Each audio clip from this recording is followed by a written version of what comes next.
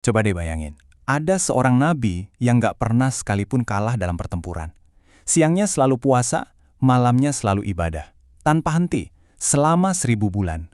Tapi, yang bikin merinding, nabi sekuat ini justru masuk surga sendirian, tanpa satupun pengikut. Yuk, kita bedah bareng kisah epik sekaligus tragis dari Syamun Al-Ghazi. Nah, ini dia inti misterinya.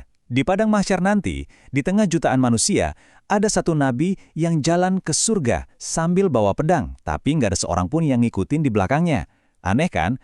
Pertanyaan inilah yang waktu itu bikin para sahabat Rasulullah penasaran banget. Jadi, ceritanya tuh dimulai di suatu malam Ramadan di Masjid Nabawi. Para sahabat lagi kumpul di sekitar Rasulullah, terus mereka lihat beliau tersenyum. Umar bin Khattab yang penasaran, langsung nanya, apa sih yang bikin Rasulullah tersenyum di malam yang penuh berkah itu? Dan jawaban Rasulullah, wah ini bikin semua orang terdiam. Beliau cerita kalau barusan diperlihatkan sebuah pemandangan di hari akhir, dan disitulah beliau menyebut nama Nabi ini, Syamun Al-Ghazi. Para sahabat langsung kaget, gimana bisa? Seorang utusan Allah, seorang Nabi yang begitu hebat, kok nggak punya pengikut sama sekali? Oke, untuk ngerti kenapa, kita harus mundur jauh ke belakang, ke masa hidupnya Syamun Al-Ghazi. Beliau ini diutus untuk Bani Israel yang waktu itu tinggal di wilayah Romawi. Syamun ini bukan cuma nabi biasa, tapi juga seorang pahlawan yang dikasih kekuatan super sama Allah. Kekuatan yang benar-benar bikin seluruh negeri gemetar. Nah, di sini kita lihat Syamun ini punya dua sisi yang luar biasa banget. Di satu sisi, dia adalah pejuang perkasa yang bisa melunakkan besi, ngelawan satu pasukan sendirian, dan gak pernah terkalahkan. Tapi di sisi lain, dia juga ahli ibadah yang paling taat. Siangnya puasa, malamnya menangis dalam sujudnya di hadapan Allah. Keren banget kan? Angka ini gila banget. 1000 bulan. Coba bayangin, itu setara dengan lebih dari 80 tahun. Selama itu, Syamun gak pernah sekalipun bolong sholat malam dan puasa sambil terus berjihad di jalan Allah. Ibadahnya non-stop, jihadnya juga non-stop. Kekuatannya itu juga didukung sama senjata yang wah ini sih ajaib banget. Namanya Lihah Jamal. Ini bukan pedang biasa tapi mukjizat dari Allah yang terbuat dari tulang rahang unta. Kalau Syamun haus, tulang ini bisa ngeluarin air minum. Kalau dia lapar, tulang ini bisa numbuhin daging. Jadi dengan izin Allah, dia benar-benar mandiri di medan perang. Karena kalah terus-terusan, raja kafir yang jadi musuhnya ini udah frustrasi banget. Dia tahu ngelawan Syamun pakai kekuatan itu mustahil. Jadi, dia bersumpah bakal cari titik lemahnya Syamun. Nggak peduli harus bayar pakai seluruh hartanya. Nah, disinilah konspirasi jahat itu dimulai. Ide licik ini datang dari seorang penasihat tua raja. Dia bilang, jangan serang dia dari luar, tapi serang dari dalam. Target mereka cuma satu. Satu-satunya orang yang bisa deketin Syamun tanpa dicurigai, yaitu istrinya sendiri. Jadi utusan raja datang ke rumah Syamun pas beliau lagi ibadah. Mereka nunjukin harta yang melimpah ruah ke istrinya. Syaratnya cuma satu, ikat suamimu pas dia lagi tidur, terus serahin ke kami. Kesetiaan ditukar dengan kemewahan dunia.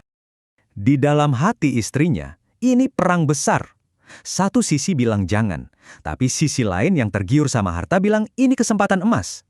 Sayangnya, kilauan emas dan permata akhirnya menang. Benih pengkhianatan pun mulai tumbuh subur di dalam rumah sang nabi. Dia coba 3 kali, dan 3-tiganya gagal total. Pertama, dia pakai tali yang paling kuat, putus dengan gampang. Kedua, dia pakai rantai besi yang berat, hancur berkeping-keping. Setiap kali Syamun bangun, dia cuma nanya, siapa yang mengikatku? Dan istrinya selalu ngeles, aku cuma ngetes kekuatanmu suamiku. Nah, karena cara fisik gagal, dia pakai senjata terakhirnya, air mata buaya. Dan disinilah momen paling tragisnya terjadi. Hati Syamun luluh melihat air mata palsu istrinya. Akhirnya, dia ngebocorin rahasia ilahi yang jadi sumber kekuatannya. Dia nggak sadar kata-kata itu bakal jadi awal dari kehancurannya. Malam itu juga, setelah Syamun tidur pulas usai sholat panjang, istrinya melakukan pengkhianatan terakhir. Dia pakai sumber kekuatan suaminya untuk melawan suaminya sendiri. Begitu Syamun bangun, dia nggak bisa gerak sama sekali. Kekuatannya hilang. Begitu Syamun nggak berdaya, para prajurit kafir langsung mendobrak pintu. Mereka menyeretnya, memukulinya, dan membawanya ke istana. Inilah awal dari akhir kisahnya, di mana dia harus menghadapi penghinaan di depan umum dan memanjatkan doa terakhirnya kepada Allah. Di tengah siksaan yang kejam itu, pemandangan yang paling menyakitkan buat Syahmun adalah melihat istrinya sendiri berdiri di samping raja, tersenyum bangga dengan perhiasan hasil pengkhianatannya. Hatinya hancur, tapi dia masih sempat bilang, "Aku memaafkanmu, tapi ingat azab Allah menantimu kalau kamu tidak bertaubat." Saat diikat di tiang utama istana, di tengah sorakan dan cemoohan orang-orang, Syahmun memanjatkan doa terakhirnya. Dia nggak minta diselamatkan, dia cuma minta satu hal, berikan kekuatan terakhir untuk menunjukkan kebesaran Allah supaya namanya nggak direndahkan. Dan Allah mengabulkan doanya. Tiba-tiba, bumi bergetar. Kekuatan terakhir mengalir ke seluruh tubuhnya. Syam'un mendorong dua tiang utama istana itu, dan dengan satu teriakan, Bismillah, seluruh bangunan megah itu runtuh.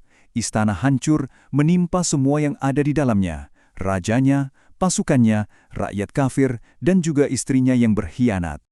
Oke, sekarang kita balik lagi ke Masjid Nabawi.